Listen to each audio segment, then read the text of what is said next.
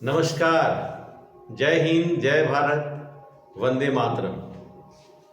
देखिए, आप लोग को हम पढ़ा रहे हैं not for profit organisation chapter.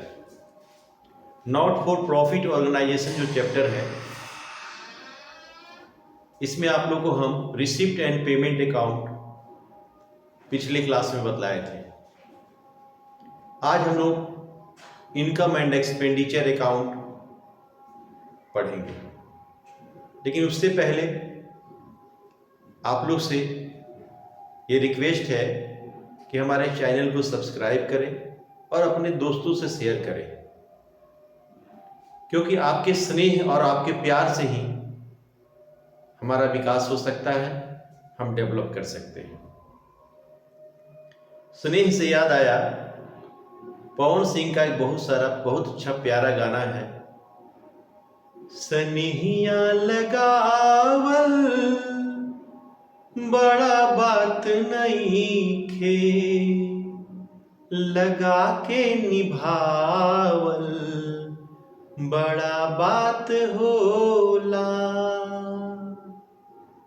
केहू के रोआवल बड़ा बात नहीं खे, रोआ के हंसावल बड़ा बात होला।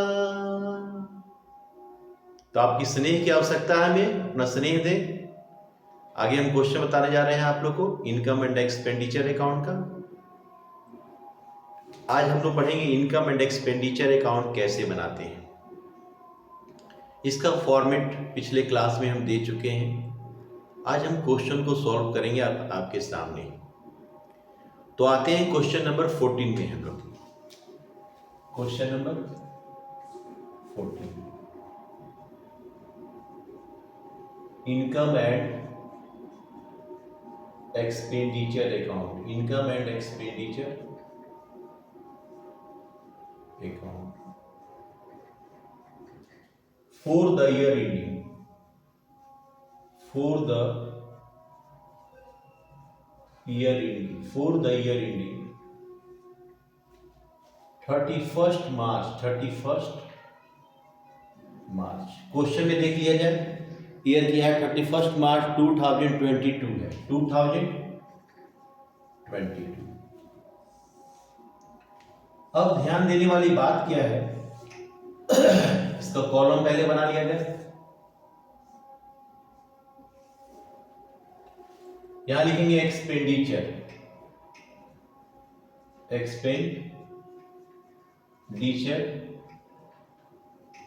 यहां पर अमाउंट रुपीज, यहां पे इनकम लिखेंगे, इनकम और अमाउंट रुपीज। देखिए, आप लोग को हम बतलाए थे कि रेवेन्यू एक्सपेंडिचर और रेवेन्यू इनकम को इनकम एंड एक्सपेंडिचर अकाउंट में दिखाया जाता है। रेवेन्यू एक्सपेंडिचर वैसा एक्सपेंडिचर होता है जो हम लोग हमेशा उसको खर्च करते हैं, रेवेन्यू एक्सपेंडिचर होता है। कैपिटल एक्सपेंडिचर वैसा एक्सपेंडिचर होता है जो हमेशा हम लोग को नहीं होता है, तो कैपिटल एक्सपेंडिचर इसमें नहीं लिखना है। इनकम भी यहाँ पे रेवेन्यू इनकम लिखना है, विच income always earn is called revenue income. तो हमको रेवेन्यू इनकम और रेवेन्यू एक्सपेंडिचर लिखना है। क्वेश्चन में हम आते हैं तो यहां पे लिखा हुआ है कलेक्शन फी। कलेक्शन फी 4,20,000 इनकम है। कलेक्शन फी 4,20,000 है। 4,20,000 फी हमेशा मिलता है। नॉट फॉर प्रॉफिट ऑर्गेनाइजेशन को फी हमेशा मिलता है, हमेशा होने वाला कमाई है, इसको लिख दिए। अब आते हैं, लिखा हुआ क्वेश्चन में salary paid. Not for profit organisation में जो एम्प्लॉय लोग काम करते हैं उन लोग को सैलरी हमको हमेशा देना है, तो सैलरी देते हैं। तो सैलरी हमेशा होने वाला खर्चा है, इसलिए सैलरी लिखेंगे हम। सैलरी 3 लाख रुपीज है, 3 लाख रुपया सैलरी दे रहे हैं, 3 लाख रुपया, उसको लिखेंगे। इसके बाद लिखा हुआ टूर्नामेंट एक्सपेंसेस। टूर्नामेंट एक्सपेंसेस है। क्वेश्चन में टूर्नामेंट फंड नहीं है। अगर टूर्नामेंट फंड रहता तो एक्सपेंसेस टूर्नामेंट फंड से करते हैं, लेकिन क्वेश्चन में टूर्नामेंट फंड नहीं है, केवल टूर्नामेंट एक्सपेंसेज है। तो वो expenses income and expenditure account में दिखाएंगे। ये रेगुलर होने वाला एक्सपेंडिचर है। टूर्नामेंट एक्सपेंसेज, टूर्नामेंट एक्सपेंसेज दिया हुआ क्वेश्चन में 15,000, 15,000 रुपया, 15,000। ट्रैवलिंग एक्सपेंसेज, ट्रैवलिंग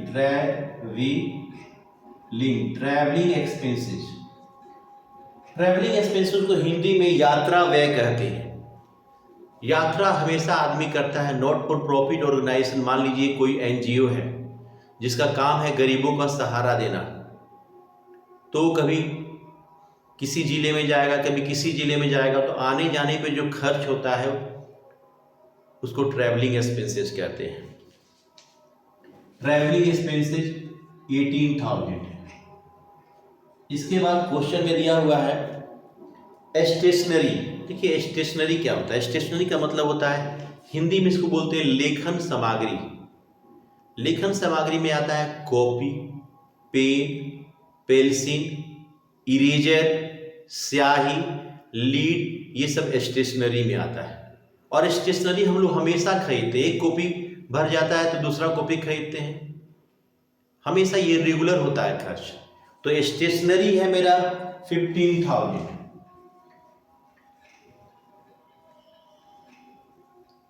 स्टेशनरी 15,000, ये हमेशा होने वाला खर्च, हमेशा होने वाला खर्च इधर लिख रहे हैं। स्टेशनरी के बाद है रेंट पेड। मान लिया जाए कि नॉट फॉर प्रॉफिट ऑर्गेनाइजेशन का जो बिल्डिंग है वो रेंट पे लिया गया है, तो उसका रेंट तो हर महीना दिया जा रहा होगा, तो हमेशा होने वाला खर्च है रेंट। टू रेंट, रेंट है मेरा 12,000, 12,000 रुपये क्वेश्चन में दिया हुआ है। रेंट के बाद क्वेश्चन में दिया हुआ है postage and telephone expenses. Postage का मतलब होता है, पहले क्या होता है ना, पहले के ज़माने में, आज तो मोबाइल निकल गया है, पहले के ज़माना में चिट्ठी लिखा जाता था, लेटर लिखा जाता था। तो लेटर लिखने के लिए पोस्ट ऑफिस से एक टिकट लिया जाता था, या पोस्ट ऑफिस का कोई एक पेपर लेके उस पर चिट्ठी लिखा जाता था। गवर्नमेंट कुछ चार्ज लेती थी चिट्ठी को पहुंचाने का, उसको बोलते थे पोस्टल एक्सपेंसेस। ये हमेशा होता था। अब ज़माना बदल गया है तो टेलीफोन पे एक्सपेंसेज हो रहा है। अब उससे भी ज़माना बदल गया, आज मोबाइल पे खर्चा हो रहा है। मोबाइल पे हर महीना आप रिचार्ज करवाते हैं कि नहीं, तो हमेशा होने वाला खर्चा है। तो पोस्टेज एंड टेलीफोन एक्सपेंसेज है, postage and telephone expenses. Postage and telephone expenses 10,000 है। अब कह रहा है अगला है purchase of books. Purchase of books ₹20,000। Purchase of books ₹20,000। Book, किताब जो है, किताब हम लोग रोज रोज खरीदते हैं। एक बार पुस्तक ले लिए तो हमेशा के लिए पुस्तक हो गया, फिर उस पुस्तक को तो खरीदना नहीं है, बुक्स को। तो बुक्स खरीदना होता है कैपिटल एक्सपेंडिचर, किताब खरीदना कैपिटल एक्सपेंडिचर होता है। बुक रोज रोज नहीं खरीदा जाता है। आपने अकाउंटेंसी का बुक खरीद लिया, अब उसको आप 6 महीना साल भर पढ़ेंगे तब ना फिर खरीदिएगा आप। तो बुक्स हमेशा परचेज नहीं किया जाता है, हमेशा होने वाला खर्चा नहीं है, इसलिए बुक्स को हम लोग नहीं लिखेंगे। बुक्स रेवेन्यू एक्सपेंडिचर नहीं है, बुक्स कैपिटल एक्सपेंडिचर है, क्योंकि ये बार बार हम लोग बुक्स नहीं खरीदते हैं। एक पर्टिकुलर बुक्स अकाउंटेंसी का आप खरीद लिए, तो कोर्स कंप्लीट होने के बाद जब आप अगले सेशन में जाइएगा तब नया बुक खरीदिएगा, इसलिए बुक को नहीं लिखा जाएगा।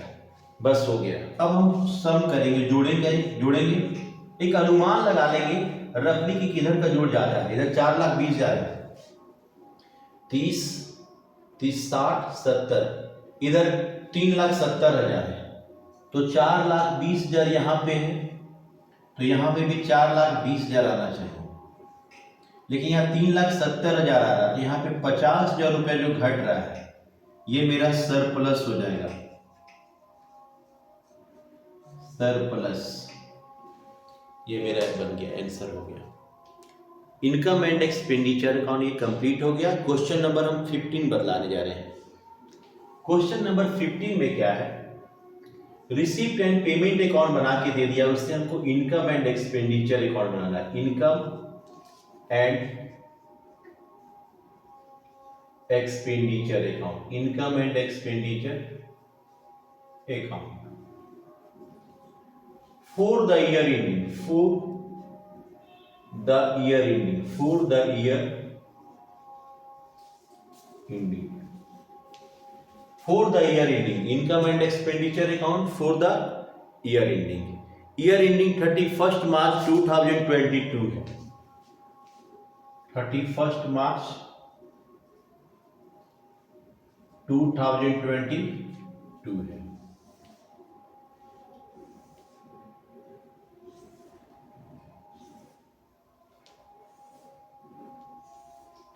यहां पे लिखा जाता है एक्सपेंडिचर, एक्सपेंडिचर हमेशा होने वाला खर्च।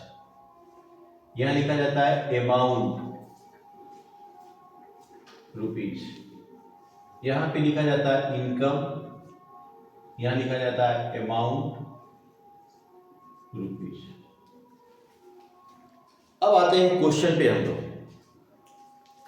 क्वेश्चन में यहां पे दिया हुआ है, सबसे पहले हम रिसिप्ट साइड जाएंगे।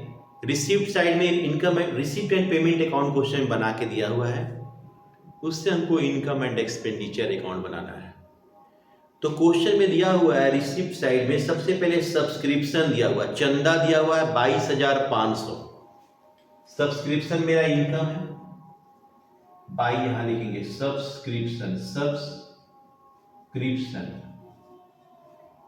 22,500 हमेशा होने वाला कमाई है। सब्सक्रिप्शन के बाद इंट्रेंस फी लिखा हुआ है, इंट्रेंस फी। इंट्रेंस फी क्या होता है? प्रवेश शुल्क होता है। प्रवेश शुल्क को समझिए, बड़े बड़े मंदिरों और मस्जिदों में आप जाइएगा ना, तो वहाँ पे 10 रुपया या 5 रुपया या टिकट लगता है। आप वो टिकट कटवाइएगा, तब आपको उसमें अंदर जाने का अनुमति होता है। तो प्रवेश करने के लिए जो पैसा दिया जाता है नॉट फॉर प्रॉफिट ऑर्गेनाइजेशन को, उसको बोलते हैं इंट्रेंस फी। तो नॉट फॉर प्रॉफिट ऑर्गेनाइजेशन का ये इनकम हुआ, हमेशा होने वाला इंट्रेंस फी हुआ। जैसे कोई पार्क वगैरह में भी जाइएगा, तो पार्क का उद्देश्य पैसा कमाना नहीं होता है ना। पार्क क्या है? पार्क लोगों को खुश मिजाज बनाने के लिए रहता है। तो वहाँ पे आदमी जाता है तो उसके लिए, अंदर जाने के लिए उसको इंट्रेंस फी देना पड़ता है। तो नॉट फॉर प्रॉफिट ऑर्गेनाइजेशन के लिए इंट्रेंस फी हमेशा होने वाला कमाई है, प्रवेश शुल्क इसको बोलते हैं। तो इंट्रेंस फी लिखेंगे, entrance fee, entrance fee, entrance fee. Entrance fee दिया हुआ है 1250, 1250 रुपया दिया हुआ है। इंट्रेंस फी के बाद आता है डोनेशन। डोनेशन मतलब होता है दान। डोनेशन का मतलब होता है दान। ये दान भी डोनेशन, अगर डोनेशन लिख के इसको लिख दिया कैपिटलाइज तब नहीं लिखेंगे, लेकिन केवल डोनेशन लिखा है, कोई इंफॉर्मेशन नहीं है, तो डोनेशन दान होता है। नॉट फॉर प्रॉफिट ऑर्गेनाइजेशन के लिए हमेशा होने वाला कमाई होता है, इसलिए डोनेशन को हम लोग लिखेंगे दान, डोनेशन। डोनेशन, डोनेशन कितना है? तो डोनेशन 2500 है, 2500।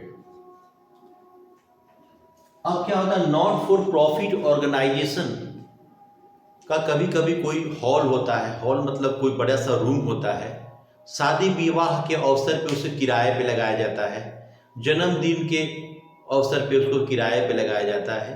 तो इसका रेंट जो मिलता है, रेंट हमेशा मिलता है। तो हमेशा होने वाला ये भी कमाई है, rent of hall, rent of hall, rent of hall, rent of hall. तो रेंट ऑफ हॉल क्वेश्चन में दिया हुआ 750, 750 रुपया। रेंट ऑफ फॉल लिख दिए। इसके बाद है sale of investment. Sale of investment question में दिया हुआ है सेल ऑफ इन्वेस्टमेंट। अब देखिए इन्वेस्टमेंट एसेट्स होता है, एसेट्स को हमेशा हम लोग नहीं बेचते हैं। इन्वेस्टमेंट क्या होता है? एसेट्स है, संपत्ति है। संपत्ति आदमी रोज रोज नहीं बेचता, हमेशा नहीं बेचता है। संपत्ति क्यों बेचता है आदमी? विवश होके बेचता है। जब बेटी का शादी करना हो तब संपत्ति बेचता है,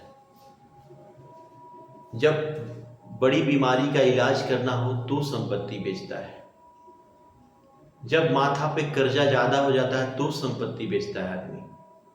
संपत्ति हमेशा नहीं बेचता है। तो यहां लिखा हुआ सेल ऑफ इन्वेस्टमेंट, विनियोग का विक्रय।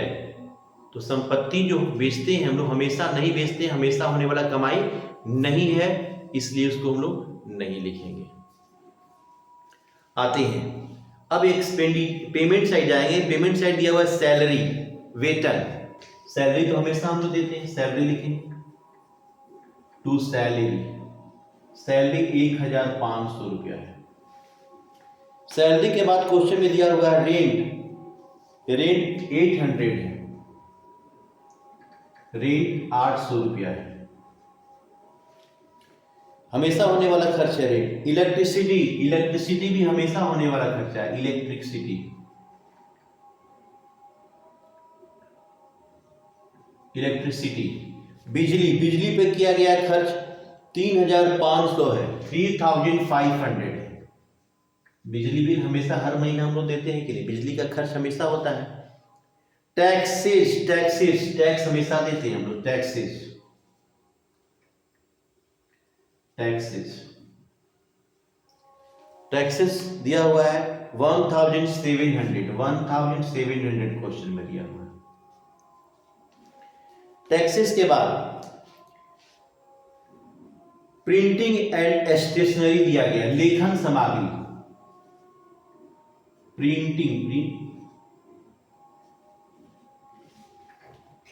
Printing and stationery, printing and stationery, इसको लिखने, लेखन सामग्री कहते हैं। ये हमेशा आदमी खर्च करते रहता है, 380 रुपया है। आगे प्रिंटिंग एंड स्टेशनरी के बाद आता है सन्ड्री एक्सपेंसेज। छोटे मोटे एक्सपेंसेज जो होते हैं वो सन्ड्री एक्सपेंसेज में आते हैं, सन्ड्री एक्सपेंसेज। सन्ड्री एक्सपेंसेज दिया हुआ मेरा 920 रुपया दिया हुआ है। अब इस क्वेश्चन में लिखा हुआ है government bonds purchase, government bonds purchase. Bonds जो होता है ना, गवर्नमेंट बॉन्ड्स सरकार का संपत्ति होता है, और सरकार का हम संपत्ति, गवर्नमेंट बॉन्ड्स एसेट्स होता है। सिंपल सा बात में समझिए, गवर्नमेंट बॉन्ड्स एसेट्स होता है, और एसेट को हमेशा नहीं खरीदा जाता है, हमेशा होने वाला खर्च नहीं है, इसलिए उसको नहीं लिखेंगे। इसके बाद आता है fix deposit with bank. Bank में फिक्स डिपॉजिट किए, क्या रोज रोज हम लोग बैंक में फिक्स डिपॉजिट करते हैं? नहीं। तो फिक्स डिपॉजिट भी हमेशा नहीं किया जाता है, इसलिए हमेशा होने वाला ये खर्च नहीं है, इसलिए इसको भी छोड़ देंगे। उसके बाद बैलेंस दिया हुआ कैश का, कैश इन हैंड और कैश एट बैंक, उसको भी नहीं लिखा जाएगा। हमारा टोटल हो गया हमेशा होने वाला कमाई और हमेशा होने वाला खर्च। अब हम ऐड करते हैं, जोड़ते हैं। एक बार हम सिंपल व्यू में देख लेंगे किधर का जोड़ अधिक आ रहा है। इधर 25 दूर 27,000, इधर 27,000, 27,000 आ रहा है। इधर देख लेते हैं 1200, 1300, 1300, 3,000, 6,500, 6,500, 8,000, 8,800, 8,800, 200। इधर जोड़ने से 27,000 आया, यहां भी 27,000 आना चाहिए।